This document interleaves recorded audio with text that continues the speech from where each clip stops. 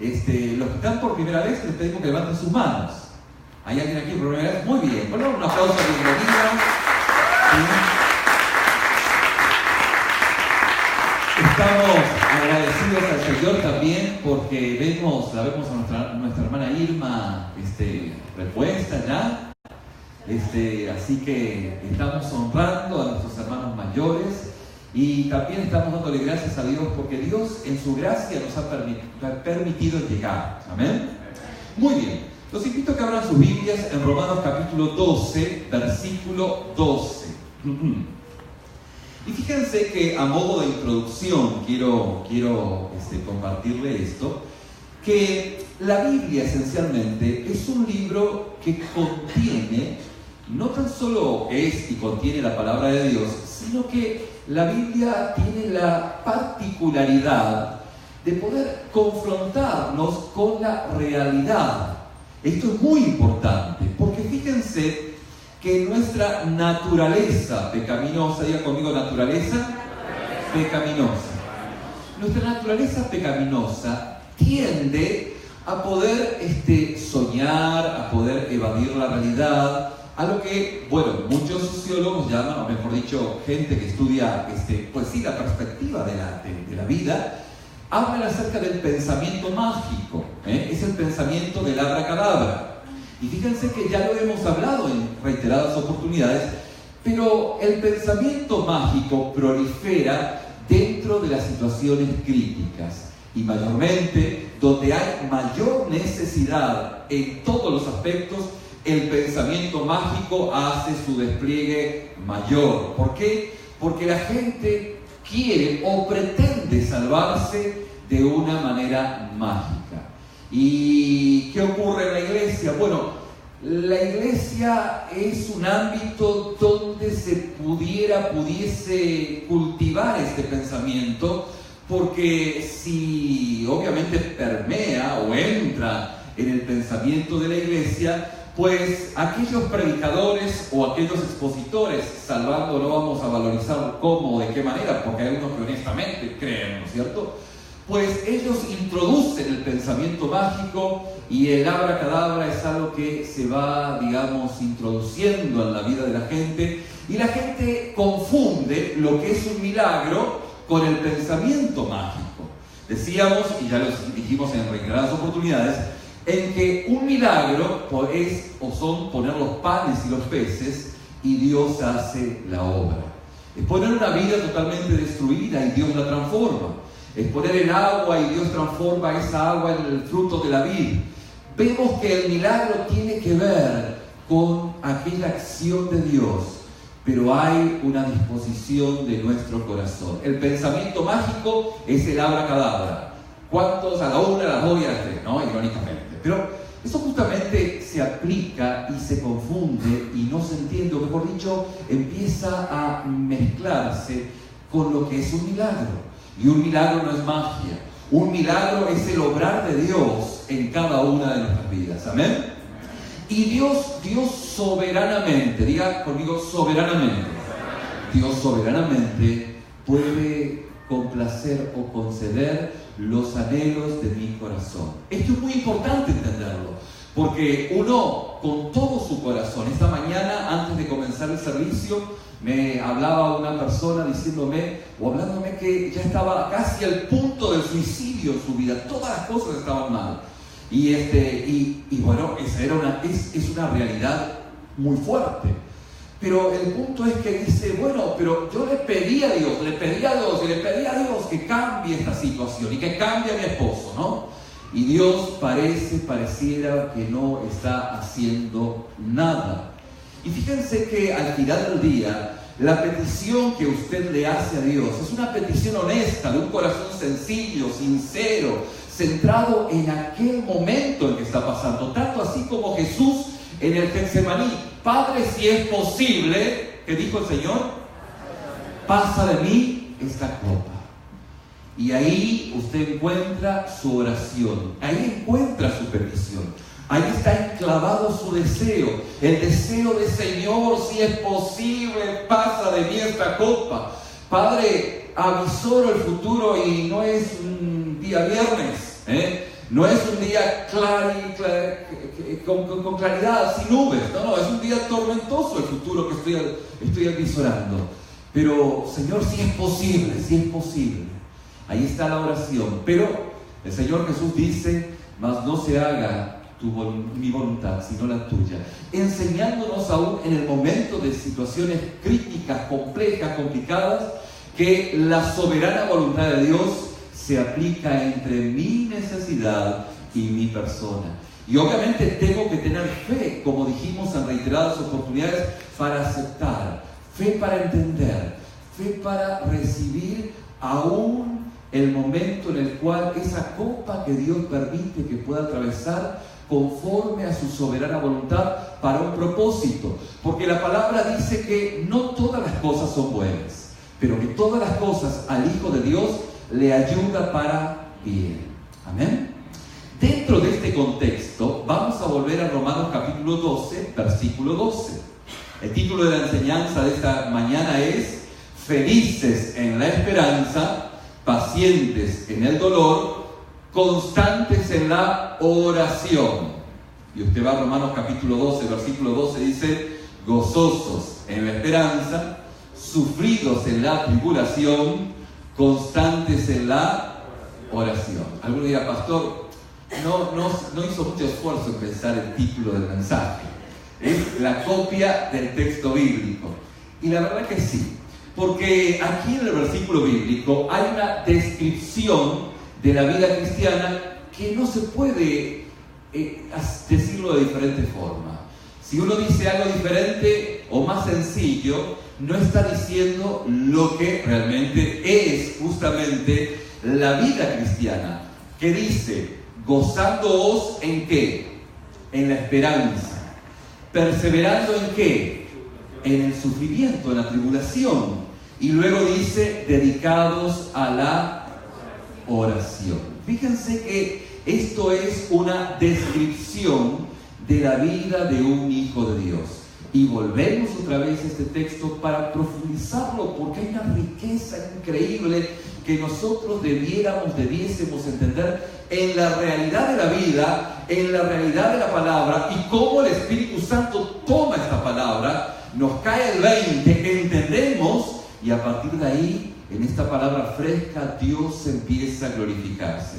Obviamente, por supuesto, en el contexto más amplio del libro de Romanos, que es el Evangelio de Dios, las buenas nuevas de Dios, sabemos que este gozo es ¿en quién? En Jesús. Y sabemos que esta paciencia ¿de quién proviene? Pues de Jesús. Y que este sufrimiento es con Jesús. Y que esta oración constante es a través de Jesús para justamente para Dios el Padre.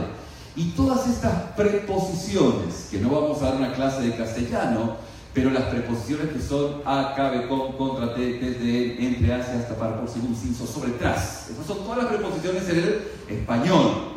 Todas esas preposiciones lo que hacen es amarrar. Diga conmigo, amarrar. Amarrar, pues, una palabra con la otra. Y podemos decir que el gozo está amarrado ¿con quién?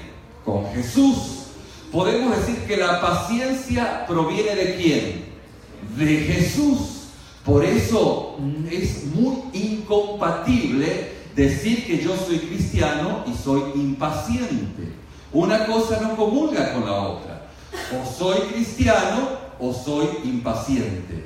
Porque el cristiano dice la palabra que, ¿cómo dice? Pacientemente esperé ¿en quién? En Jehová. Amén. Y oyó mi oración. Muy bien. Y oyó mi oración. Pero ¿cómo fue mi actitud? Pacientemente. La fe y la paciencia son sinónimos bíblicamente hablando. Y en este contexto es que el apóstol Pablo nos está llevando a esta descripción de la vida cristiana, gozándoos en la esperanza, perseverando en el sufrimiento y dedicados en la oración. En Jesús, la paciencia proviene de Jesús, el gozo está en Jesús y el sufrimiento es con Jesús, amarrado con Jesús. Y la oración constante es a través de Jesús para Dios el Padre. Y esta conexión que se da es una verdad que nosotros empezamos a profundizar, no que la hayamos descubierto, porque la conocemos, porque el Espíritu Santo ya está ministrando en nuestras vidas, y de esa manera podemos encontrar estas verdades, cómo se van enlazando y cómo van trabajando en cada una de nuestras vidas. Pero antes de hablar del sufrimiento y la esperanza y el gozo y la perseverancia y la oración, permítanme volver otra vez a relacionar todo esto con el enfoque que el apóstol Pablo hace en versículos anteriores, hablando del amor. Dice, el amor sea sin fingimiento. Que lo que decíamos domingo pasado, porque usted sabe que hace 2 años que venimos hablando de Romanos, nos falta nada menos que solo 2 añitos más. Así que nada más, en 2 años más terminamos. Esto es así.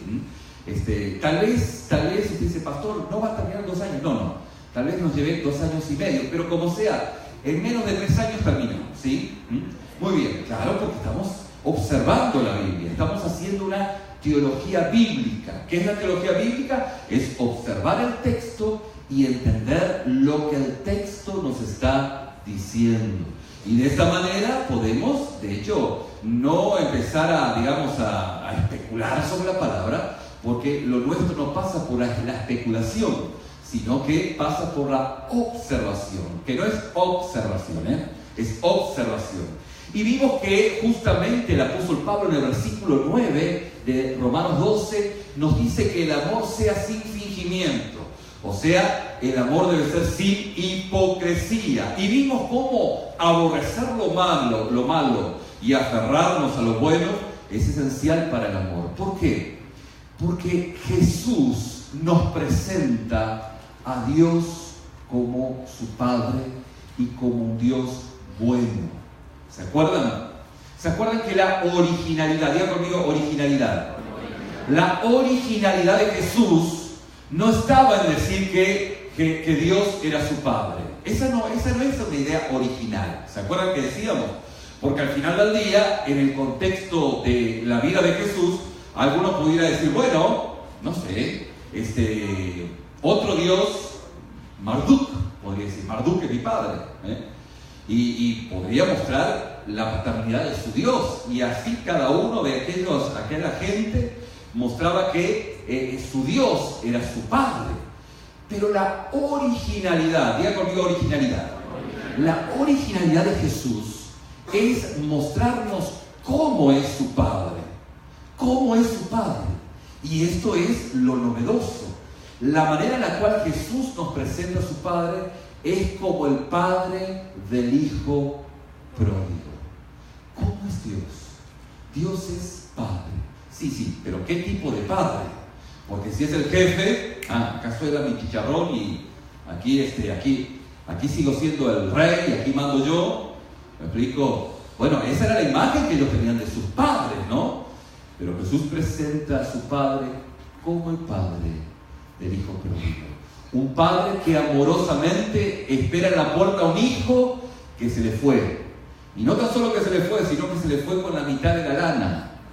Y por si fuese poco, se fue con la mitad de la lana, se la gastó afuera y fue a hacer el trabajo más sucio dentro del contexto hebreo. Porque recuerden ustedes que para el hebreo el marrano es un animal inmundo. Y en la parábola de Jesús muestra que este joven no solamente que despilfarró el dinero del padre, sino que fue a caer en el peor de los trabajos que para un hebreo podía ser, que era cuidar marranos. Y en medio de esa marranada que estaba, pues se acordó de su padre y dice, volveré a la casa de mi padre. Y esa actitud de arrepentimiento, pues digamos, lo puso en la condición de reconocimiento, lo puso en la condición de vulnerabilidad. Diga conmigo vulnerabilidad. Es esa condición en la cual la palabra nos muestra que debiésemos estar, donde nos reconciliamos con nuestra vulnerabilidad, donde nos reconciliamos con nuestra fragilidad, donde nos reconciliamos con reconocer nuestra fragilidad, y lo pobre y desnudo que somos, más allá de todo lo que querramos aparentar o lo que el mundo pues nos hace pues aparentar, ¿no es cierto? Y ahí está este jovencito que se gastó toda la lana y que ahora está confiando marranos y que vuelve arrepentido a la casa del padre. Obviamente el padre de los padres de ese momento no lo hubieran recibido, no lo hubieran aceptado, pero para nada. El gobierno patriarcal de ese entonces hacía que el padre tuviese la posibilidad de determinar la pena capital a cualquier integrante de su familia, entiéndase, pena de muerte. Y ese era el padre que había. Fíjense que, como decíamos domingos pasados, que a los padres hace unos años atrás, 50 o un poco más, se los llamaba jefes, ¿sí?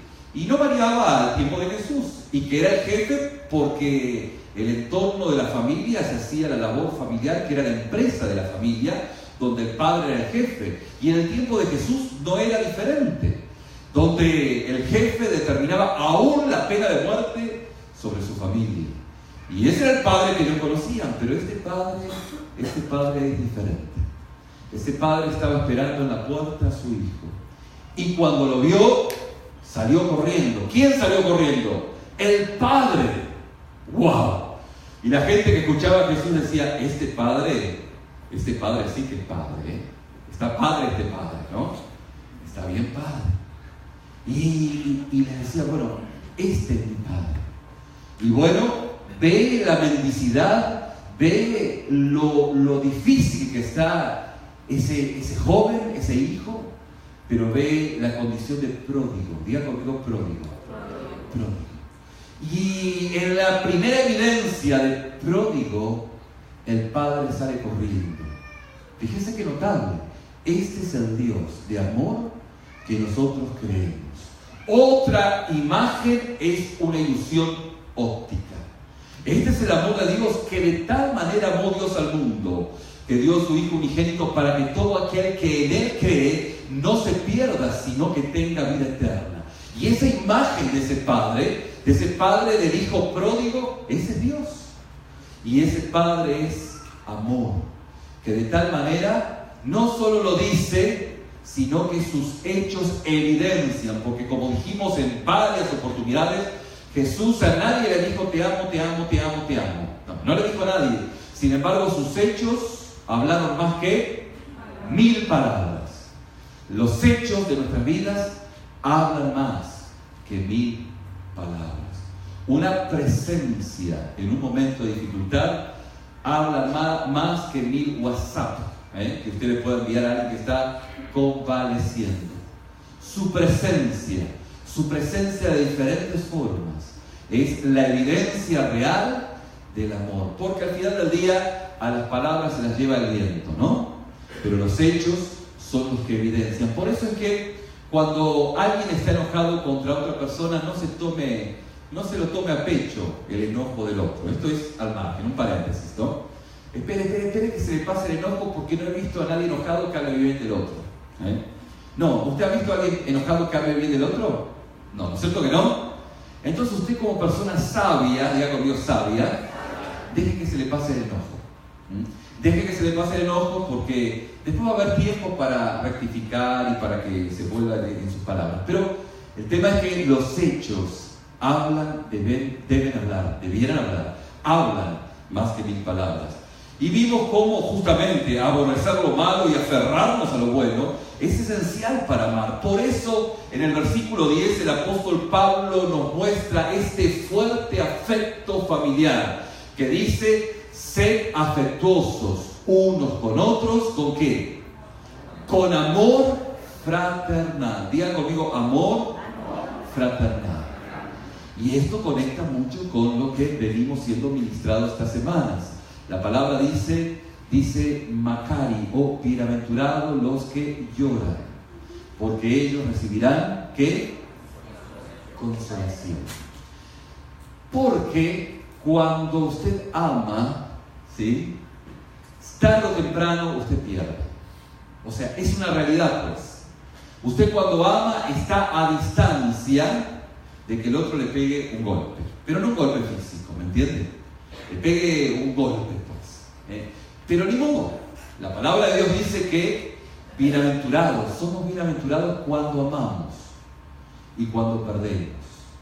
En algún momento le dije que esa ironía de la vida, de que tenemos que amar para siempre, sin embargo somos finitos.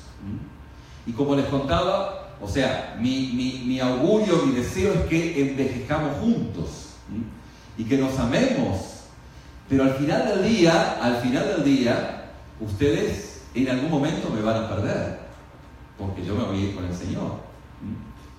Y tal vez en el camino los pudiera perder a ustedes. Y voy a llorar por ustedes. Y ustedes van a llorar por mí.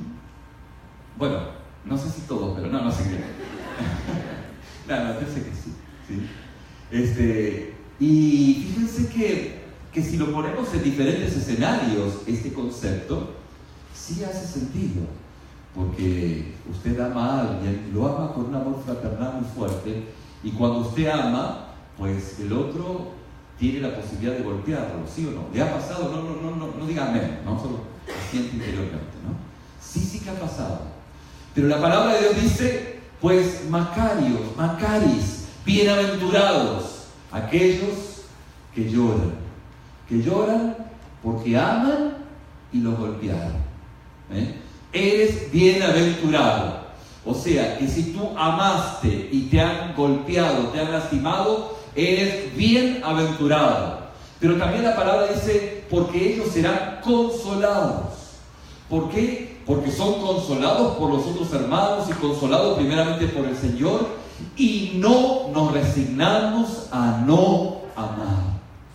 Pues decimos, bueno, sí, me fue como en feria, ahora que amé a tal o cual persona, o a tal o cual familia, pues los amé entrañablemente y he sido lastimado. Bueno, llorar lo que tengas que llorar, pero no te cierres, dile al hermano, no se cierre. Tienes que volver a amar. Tienes que volver a amar, dígaselo, tienes que volver a amar. Esto no es un dicho del pastor, es una ordenanza de la palabra. No te tienes que resignar, no. Esta persona me lastimó, mira lo que me hizo, se terminó. Aquí yo planto mi barrera. No. Eso no dice la palabra. La palabra dice que tenés que volver a amar. Pero de antemano te repite, mira, pero te puede volver a pasar. Y no te preocupes, y seguramente te ha de pasar 1,000 veces. Pero ahí está. Tienes que seguir haciéndolo. No te puedes resignar, no te puedes cerrar. Tienes que amar y esperar, obviamente, que esto no te vuelva a pasar. Pero está dentro de las posibilidades, ¿sí o no? Está dentro de las posibilidades. Pero bueno, ni modo. Ya está advertido, sobreadvertido, como dice el dicho, no hay engaño. Sobre lo advertido, la palabra de Dios te advierte que tenés que hacerlo. Pero también te dice que aún amando entrañablemente a alguien, o ese alguien te perderá, o tú lo perderás. Y es eso. Y ahí está. Así que justamente ser afectuosos unos a otros con amor fraternal tiene que ver con esto. Y es parte de ese amor elegir dar honor. Diga conmigo honor. Dar honor en lugar de ser honrado. ¿Qué es dar honor? Es reconocimiento, es valoración, es dar la vida, pues, ¿bien? En todo lo que esto signifique o usted pueda comprender, en el entorno en el cual usted se encuentre. El no vivir para usted mismo, sino vivir para su entorno, sabiendo que, pues, Dios se lo está pidiendo de esta manera. No esperando buscar el beneficio de todo lo que usted hizo, porque al final del día, quien está observando, usted lo hace para el Señor. Y Dios ha de darle ese cuidado a usted en todos los momentos de su vida. Así que cuando llegamos al versículo 12, tenemos justamente el tema dominante del amor timbrando en nuestros corazones. Justamente el versículo 12 dice: gozaos en la esperanza, sufridos en la tribulación, constantes en la oración. Dentro del contexto del amor, que este amor es sin ¿qué? Fingimiento. Es un amor real, de un corazón real, que pues no tiene temor a ser lastimado, sabe que corre el riesgo, pero ni modo, sé que corro el riesgo, pero ni modo. Al fin del día, si me lastima, pues voy a llorar y voy a ser consolado. Entonces el versículo 10 intensifica justamente este valor, y así llegamos al versículo 12. De hecho, es la esencia, fíjense, de lo que el apóstol Pablo nos dice en el versículo 2 del capítulo 12. Justamente, dice, ¿qué es lo que dice? Por esta razón, debemos ser transformados en la renovación de nuestra mente. Debemos ser transformados. Esto trae una renovación, ¿sí o no? Trae una renovación, claro que nos renueva. ¿Para qué? Para conocer en cada situación cómo luce el amor. ¿Cómo luce el amor en cada situación? Bueno, hay una renovación de nuestro entendimiento, hay una renovación de nuestra comprensión, y empezamos a mostrar ese amor de Dios desde la perspectiva de Dios. Entonces, la pregunta que nos seguiremos haciendo el día de hoy es: ¿cómo se relacionan todas estas virtudes entre sí? Que es el amor, el gozo, la esperanza, la perseverancia o paciencia, con el sufrimiento y la constancia en la oración. Y para poder entender cómo funcionan todos estos conceptos bíblicamente hablando, tenemos que otra vez volver a lo que es el sufrimiento y poder entenderlo con un pasito más de entendimiento. Fíjense que el sufrimiento esencialmente es el único en esta lista que no es una virtud. No es una virtud. Le pregunto, ¿es una virtud sufrir? No es una virtud sufrir. El que diga que es una virtud sufrir es porque no sabe lo que es el sufrimiento. Pero no hay virtud en el sufrimiento. Sin embargo, el amor, el gozo, la esperanza, la perseverancia paciente son todas virtudes que experimentamos o hacemos. Virtudes que Dios va poniendo en nuestra vida, pero el sufrimiento es otra cosa. ¿Qué es el sufrimiento? El sufrimiento es algo que es hecho hacia nosotros o nos sucede. El amor, el gozo, la esperanza, la paciencia son todas virtudes y surgen del alma por la gracia de Dios como algo que Dios está haciendo. Pero el sufrimiento no. El sufrimiento es algo que nos aqueja de afuera. ¿Sí o no? ¿Sí? Pues no hay que ser muy iluminado para darse cuenta de esta realidad. De hecho, bueno, sí entiendo, el sufrimiento es lo que me lastima de afuera. Fíjense que el sufrimiento esencialmente no es una virtud, pero obviamente no entra en la categoría de un acto moral del alma, así que justamente el sufrimiento es diferente. Diga conmigo, el sufrimiento es diferente. Es diferente. ¿Y qué o de qué manera es diferente? Bueno, el sufrimiento es la experiencia, es una experiencia que la Biblia nos muestra que es normal en la vida de un cristiano. Esto es justamente una realidad que la palabra de Dios nos presenta. Diga conmigo, el sufrimiento es la experiencia normal del creyente en esta vida. Muy bien, puede que usted lo haya dicho, pero no lo haya digerido.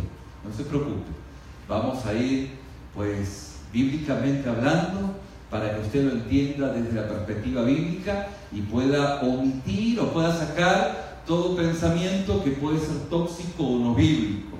Fíjense que compartimos algunos sufrimientos con los no cristianos. Aquellos que no son hijos de Dios también sufren. ¿Cuántos saben que los no cristianos sufren? Y nosotros compartimos sufrimientos con los no cristianos, como la enfermedad, como la calamidad, como el cáncer, como la muerte. Todos cristianos como no cristianos compartimos este sufrimiento. Claro, hay sufrimiento que solo el cristiano lo puede vivir y no lo vive aquel que no es cristiano, como es la persecución por amor a Cristo. El no cristiano jamás va a ser perseguido por amor a Cristo, pero el cristiano sí. Esa sería la única o el único sufrimiento que pues no compartimos con el mundo. El resto compartimos todos. Pasa un huracán y ¿qué creen? Se moja la casa del vecino y se moja mi casa también, Y así en cada situación de la vida. Pero mi punto principal aquí es que ese sufrimiento, tribulación, es normal y debe ser experimentado en este mundo. Aunque no nos guste o digamos el mundo esté diciendo que usted tiene que parar de sufrir. Pues la Biblia nos dice que justamente la tribulación o el sufrimiento es normal. Diga conmigo normal. Es normal dentro de la vida de este mundo. De hecho, el apóstol Pablo lo presenta como la base para todo nuestro amor y gozo y esperanza y paciencia y oración. Fíjense cómo la perspectiva bíblica plantea esa situación, no como algo extraño, sino como algo normal, como la base para la situación o para la vida en sí.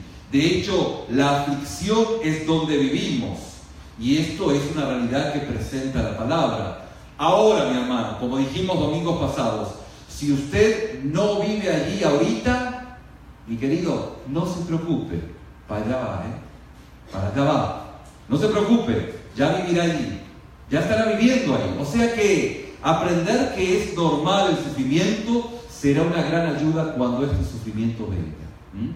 Sobreavisado, como dijimos, no hay reclamo, ¿no? Y la palabra de Dios le presenta, le dice, mira, la vida conlleva sufrimiento.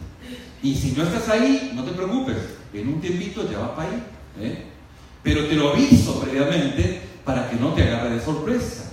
Decíamos en una enseñanza pasada que Jesús fue el mejor hombre que vivió en la tierra en su humanidad, ¿sí o no? ¿Cuántos coinciden que Jesús fue el mejor hombre en su humanidad que vivió en esa tierra? ¿Sí o no? Jesús es 100% hombre y 100% Dios, en su divinidad y en su humanidad. Pero Jesús mismo, podemos ver que ninguno de nosotros podemos experimentar o vivir diferente a lo que vivió Jesús siendo el mejor hombre, ya que si Jesús justamente vivió aflicciones, ninguno de nosotros tenemos derecho a experimentar menos aflicciones que Él experimentó, ¿sí o no? Claro que es una realidad. Si Jesús fue el mejor hombre y Jesús sufrió tantas aflicciones, nosotros pues no podemos esperar otra cosa que aquello que vivió Jesús, ¿sí o no?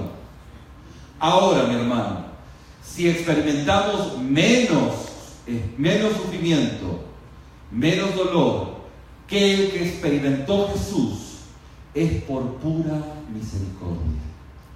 Por pura misericordia. Es la misericordia de Dios. De hecho, no merecemos las vidas pacíficas que tenemos. Y esto debería ser una realidad de agradecerle a Dios.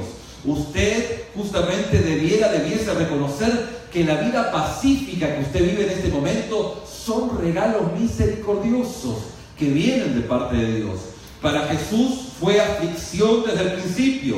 Su nacimiento fue escandaloso, concebido antes del matrimonio. Estuvo en un pesebre, fue amenazado y odiado por los poderes políticos, Herodes el Grande y su hijo el tetrarca. Apenas escapó de la muerte cuando niño y tuvo que volverse un refugiado en Egipto, como decíamos, con difíciles pues ahí papeles, y de esa manera continuó hasta ser acusado de sedición contra el César y ser crucificado. Esta fue la vida de Jesús. Esta fue la vida de Jesús. Por eso es que, fíjense, que si usted vive una vida más tranquila, es por pura misericordia. Ya por eso debiese decir, Señor, gracias por este regalo. Mis queridos, Jesús dijo, el que no carga su cruz y viene en pos de mí, no puede ser mi discípulo. Le basta al discípulo llegar a ser como su maestro y al siervo como su señor. Si el dueño de la casa lo ha llamado Beelzebú, ¿cuánto más a los de la casa? Fíjense que el apóstol Pablo enseñó a todas las iglesias a las cuales él ya se allegaba que es necesario que a través de muchas tribulaciones, digan conmigo, muchas tribulaciones, justamente entremos en el reino de Dios. Pedro enseñó a las iglesias: amados, no os sorprendáis del fuego de prueba que en medio de vosotros ha venido para probaros, como si alguna cosa extraña os estuviera aconteciendo. Sobreavisado no es reclamo. Y esto es lo que hace la palabra. El apóstol Pablo pues nos centra en esta realidad y nos dice: el sufrimiento no es extraño, mis hermanos, el sufrimiento es normal, viene con el mundo caído, pecaminoso, insignificante, viene con él. Esto es así. Nosotros mismos que tenemos las primicias del Espíritu, dice el apóstol Pablo, aún nosotros mismos gemimos en nuestro interior, aguardando ansiosamente la adopción como hijos, la redención de nuestro cuerpo. De hecho, la aflicción de nuestras vidas se extiende, como dijimos, desde el cáncer hasta el conflicto de la muerte. Es parte. Todo sufrimiento es normal, mi hermano, bíblicamente hablando. Y es parte de aquello con lo que debemos lidiar en este camino al cielo. Así nos presenta la Biblia. Si usted escucha otro evangelio, pues quién sabe qué estará escuchando. Pero la Biblia nos presenta esta realidad. Es lo que Pablo dice en el versículo 12: perseverando ¿en qué? En el sufrimiento. Sí, justamente esta es nuestra comprensión y debemos ser bíblicamente equilibrados, mis hermanos. Fíjense que en Lucas capítulo 2, versículo 10, la palabra nos dice: son buenas noticias de gran gozo, ha nacido un Salvador que es el Cristo, el Señor. Y la pregunta es: ¿hay gozo? La respuesta es sí. Hay un gozo eterno que ha venido a la tierra para llenar nuestros corazones. Pero también, mis hermanos, ha nacido un llamado a sufrir por Cristo. El niño Jesús creció y dijo: no penséis que vine a traer paz a la tierra. No vine a traer paz, sino espada, porque vine a poner al hombre contra su padre, a la hija contra su madre, y a la nuera contra su suegra, y a los enemigos del hombre serán los de su misma casa. Así que este gran gozo anunciado por los ángeles es un gozo que está en constante ataque. ¿Me va entendiendo? El gozo que Dios nos da es un gozo que está constantemente atacado. Es un gozo que debe defenderse y es un gozo que siempre está bajo ataque. Por eso siempre es amenazado. ¿Por qué es amenazado el gozo? El gozo es amenazado por el sufrimiento. Lisa y llanamente. Y el llamado de Romanos capítulo 12, versículo 12 nos dice: no es regocijarnos sin sufrimiento, sino regocijarnos a pesar de e incluso a causa del sufrimiento. ¿Me va entendiendo? Si el sufrimiento es normal, entonces el gozo pues tiene que superar, tenemos que regocijarnos a pesar de o incluso en medio de la dificultad. ¿Vamos bien hasta acá? Como siempre digo, usted no vino a perder el tiempo ni yo vine a entretenerlo. Estamos viendo la palabra. Fíjense que en Romanos capítulo 5, del verso 1 al 6, el apóstol Pablo nos muestra cómo ya se van uniendo estos principios. Dice: por tanto, habiendo sido justificados por la fe, tenemos paz para con Dios por medio de nuestro Señor Jesucristo, por medio de quien también hemos obtenido entrada por la fe a esta gracia, en la cual estamos, ¿cómo estamos?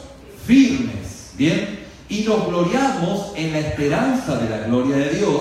Y no solo esto, sino que también nos gloriamos en las tribulaciones, entre paréntesis, sufrimientos, sabiendo que la tribulación o el sufrimiento produce paciencia, y la paciencia carácter probado, y el carácter probado, ¿qué produce?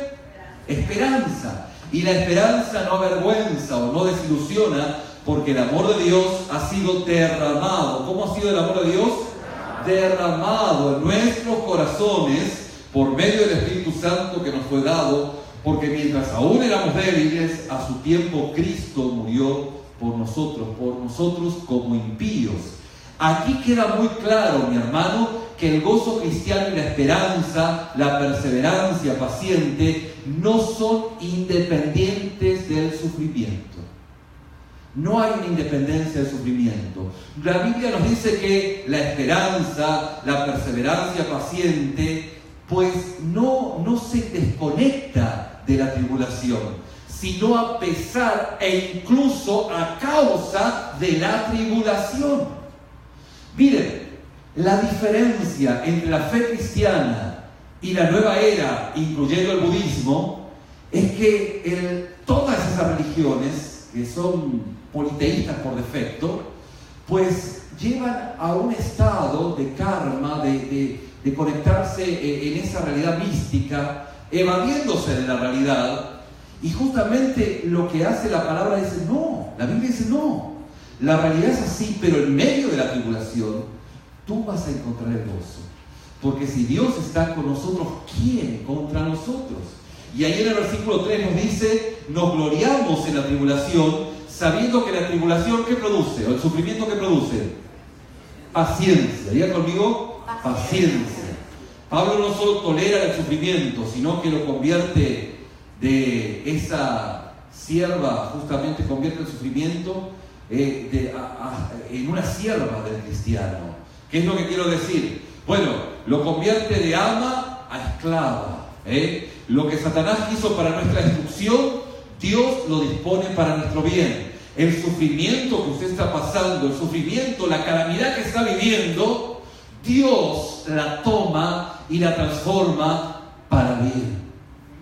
El apóstol Pablo, por alguna razón, motivo, circunstancia, tenía una afección física. Algunos teólogos, historiadores, creen que tenía un problema en su vista. El apóstol Pablo en sus cartas dice, con grandes letras os escribo. ¿Sí? Y no era porque quería hacer letras grandes, me explico, era porque, usted entiende, ¿no? Máxime aquellos que no tenemos buena vista, cuando no tenemos nuestros lentes, con grandes letras os escribo, ¿no? Y fíjense los amanuenses, o las personas que escribían por Pablo, por el apóstol Pablo.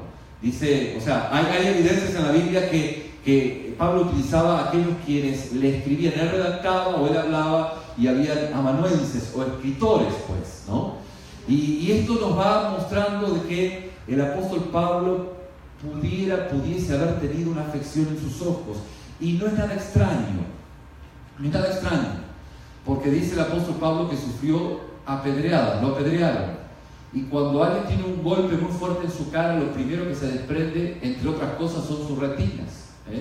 Entonces es probable, esto es una presuposición, ¿no? Pero no violenta el texto bíblico. Lo cierto es que el apóstol Pablo dice, le he pedido 3 veces al Señor que sane mi afección. Y el Señor le dice, bástate mi gracia, porque mi poder se perfecciona en tu debilidad. Y obviamente pudiese ser otras partes de la vida del apóstol Pablo, que esto pudiera aplicarse en diferentes escenarios de nuestra vida, pero el punto es que justamente el apóstol Pablo, de una tribulación, de una aflicción, él encontró su ¿qué? Su fortaleza. ¿Me va entendiendo, mi hermano? Sí se va entendiendo. Fíjese cómo la tribulación de la enfermedad, la tribulación de lo que fuera lo que fuese, de esa ama, de esa señora tribulación, de esa señora enfermedad o señora enfermedad, de lo que fuera lo que fuese, pues Dios transforma ese sufrimiento en un esclavo, que hace que ese sufrimiento me haga encontrar mayor gozo en el Señor. ¿Me va entendiendo? ¿Hola? Lo vemos cuando distinguimos el gozo y la esperanza y vemos cómo Dios empieza a glorificarse a través de su palabra. Romanos 12:12 dice, gozándoos ¿en qué? En la esperanza. Y vamos a distinguir aquí lo que es por un lado gozo. ¿Saben lo que es el gozo, no? Es el gozo del Señor, es la alegría. Pero el gozo se fundamenta o está arraigado, diga conmigo, arraigado, en la esperanza. Es así, mi hermano, Está arraigado en la esperanza. De hecho, Como decíamos domingos pasados, parece como si la esperanza fuese el suelo, la roca en que está enraizado el gozo. Fíjense como Romanos capítulo 5, versículo 2 nos dice el apóstol Pablo: por medio de quien también hemos obtenido entrada por la fe a esta gracia en la cual estamos firmes y nos gloriamos en la esperanza de la gloria de Dios. ¿Dónde usted encuentra el gozo? El gozo usted lo encuentra en la esperanza. Diga conmigo, el gozo lo encuentro en la esperanza. Ahora usted dice, bueno, ¿en la esperanza de qué? ¿En la esperanza en quién? Claro. Pero ¿cómo usted va a encontrar esa esperanza si usted no fue justificado por Cristo? Claro, suena muy bien. La esperanza es en Dios. Pero ¿quién no lo puede decir? Y ahí está agüitado de lunes a lunes, incluyendo el domingo, ¿sí? Está de tristeza en tristeza, no está de gloria en gloria. Porque dice, bueno, tengo que tener la esperanza en Dios, pero la esperanza se consolida en haber sido justificado por Cristo. Y ser justificado por Cristo es justamente haber experimentado aquella obra de redención en su vida, donde usted en su condición, ¿cómo era la condición? ¿Qué? No lo dije yo, no se ofenda. La congregación del auditorio dijo su condición marranesca, ¿sí? Que al final del día es lo que su conciencia grita, o al menos le dice. Y que al final del día, cuando esté ante el trono del Señor, ¿qué va a alegar? Pues su conciencia a gritos va a decir, mi condición marranesca, mi condición pecaminosa, porque ante Dios no se le puede mentir. Y cuando usted reconoce su condición pecaminosa, cuando usted reconoce su condición que está lejos de la presencia del Señor, como decíamos varias oportunidades, es como aquel que está en una cocina de un gran chef, llámese nuestro Señor, y ya estamos por terminar el mensaje. No se preocupe porque hablar de chef y de comida alguno puede, ¿no? Pero el Señor prepara manjares, ¿sí? Y yo lo que he hecho, pues le he hecho el feo a su comida. ¿Y qué ha hecho el chef? El chef pues me sacó corriendo, ¿no? Y me condenó a comer comida chatarra. Comida, pues, la que usted conoce, ¿no? Ahí, comiendo esa comida, los triglicéridos sube todo, ¿no? Sube todo. Se taponea por todo, así está, enfermo. De la única manera que usted puede, obviamente, comer estos manjares es reconciliándose con el chef. ¿Me va entendiendo? Si usted no se reconcilia con el chef, pues ni modo, no va a entrar a comer comidas aquí, para comer los manjares que Dios tiene para usted. Pero para que usted se reconcilie con el chef, usted, por la obra del Espíritu, tiene que reconocer su condición pecaminosa, su condición que su conciencia le está indicando. Cada uno sabe que sabe, cada uno sabe que sabe, no hace falta. Y en eso el Espíritu Santo, aún en este auditorio, en esta misma mañana, está indicándole cuál es su condición. Oiga, ¿de qué esperanza puede estar hablando si usted no está seguro si a dónde se va? Y usted dice, no, mi esperanza está en Dios. Sí, bueno, pero ¿en qué Dios? Tal vez es un cliché que usted dice. Mientras que cuando usted experimenta la justificación, haber sido justificado por Cristo, reconociendo su condición pecaminosa, reconociendo que usted está haciendo de su vida lo que a usted se le viene en ganas, diciéndole al Señor, mira, tú me quieres hacer feliz, tú quieres que yo coma este alimento, pero honestamente no te preocupes, la felicidad me la aplico yo, porque yo sé bien lo que a mí me ama. Y justamente lo cierto es, o la realidad es, que nosotros no sabemos hacernos bien a nosotros mismos. No podemos hacernos felices a nosotros mismos. Y el seguir nuestro camino, como decíamos, hace que nos golpeemos en la vida. Y al golpearnos en la vida, bíblicamente eso se llama pecado. ¿Por qué? Porque hemos querido hacer nuestra propia y gadarena voluntad y nos ha ido como en feria. Y esto justamente es el pecado. Y entonces reconocemos de que quisimos aplicarnos la felicidad a nosotros mismos y no nos ha ido bien. Y nos rendimos al Señor y le decimos: Señor, mira, aquí está, aquí estoy, ni modo. Y esta condición, este reconocimiento de mi condición, hace que pueda encontrar la justificación que es en nuestro Señor Jesús. Porque esta justificación hace que pueda consolidarse mi esperanza. Mi hermano, si no de otra forma, no hay posible esperanza, ya que la esperanza está fundamentada en justamente haber sido justificado por nuestro Señor Jesús. El apóstol Pablo, escribiendo a los Corintios en la segunda carta, en el versículo 17 del capítulo 4, dice: pues esta aflicción leve y pasajera nos produce un eterno peso de gloria que sobrepasa toda comparación. ¿Por qué? Porque nuestra visión está en el más allá. Vivimos en el más acá, pero nuestra esperanza en gloria está en el más allá. Está en nuestra comunión con Dios, en la esperanza que hemos experimentado al recibir a Cristo como nuestro único y suficiente Salvador. De hecho, esa fue la esperanza que sostuvo a Pablo en medio de su sufrimiento. Pablo dijo, palabras más, palabras menos: esta aflicción no carece de sentido. Esta aflicción no es absurda. Esta aflicción no es cruel. Esta aflicción no es innecesaria. No sé honestamente a dónde apunta, pero sé que si Dios lo permite, va a generar en mí un gran peso de gloria.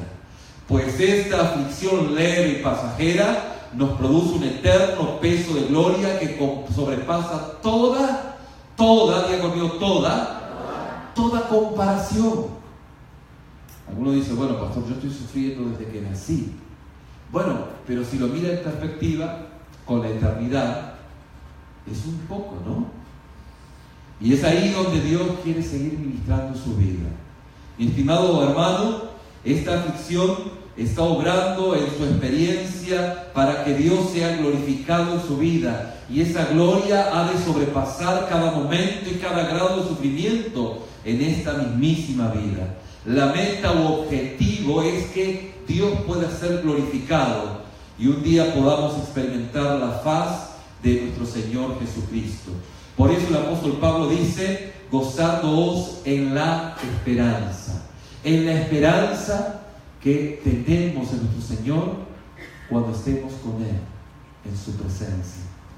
Fue lo que sostuvo a nuestro Señor en la cruz, por su vista puesta en el gozo venidero. Mi hermano, esa es la esperanza del cristiano, ese es el gozo de Dios. El gozo de Dios está centrado en la presencia del Señor. Por tanto, mi hermano, no cometa el error de pensar que el gozo orientado hacia el futuro puede limitar su presente. Mi hermano, no lo limita. De hecho, a usted en esta mañana, si entiende esta enseñanza, esta enseñanza lo libera. Lo libera. ¿Por qué? Porque su futuro en Cristo es glorioso y cierto. Y a partir de ahora, mi hermano, usted no vive para el dinero, o para el poder, o para la fama. No tiene que agarrar y arrebatar y perseguir los placeres que se rebalan de sus dedos avejentados. No tiene por qué hacerlo, definitivamente. Es libre ahora para vivir, para poder brindar su vida hacia otros. Es libre para ser otro tipo de persona diferente a la que vive para este mundo, porque su esperanza está puesta en Cristo. ¿Me va entendiendo, mi hermano? Esta es la realidad del cristiano. Si su esperanza es gloriosa y cierta, usted buscará primeramente el reino de Dios y su justicia, y todas las demás cosas básicas serán, ¿cómo serán? añadidas. Su amor será genuino, será radical, arriesgado, sacrificado por el gozo puesto delante suyo. Por el gozo puesto. Hay un gozo eterno en la presencia de Dios. Claro, pero solo puede vivirlo si usted ha sido justificado por Cristo. Si usted dice, qué bien que sueño, pero Cristo no es el centro, el Señor de mi vida, pues tiene que empezar por entregar esta mañana su vida a Cristo. A lo que el Espíritu Santo le está reclamando, a lo que le está mostrando su condición, y desde ese lugar encontrar el ser justificado y encontrar esta esperanza en Cristo para que su gozo hoy pueda ser real. Un gozo que se sobrepone a todo tipo de sufrimiento. El sufrimiento es inevitable, es totalmente inevitable, no se puede evitar, pues. Pero ni modo, depende mi vida no del sufrimiento ni de condiciones externas, depende de dónde y en dónde estoy afirmado. Amén. Invito en su rostro, vamos a orar.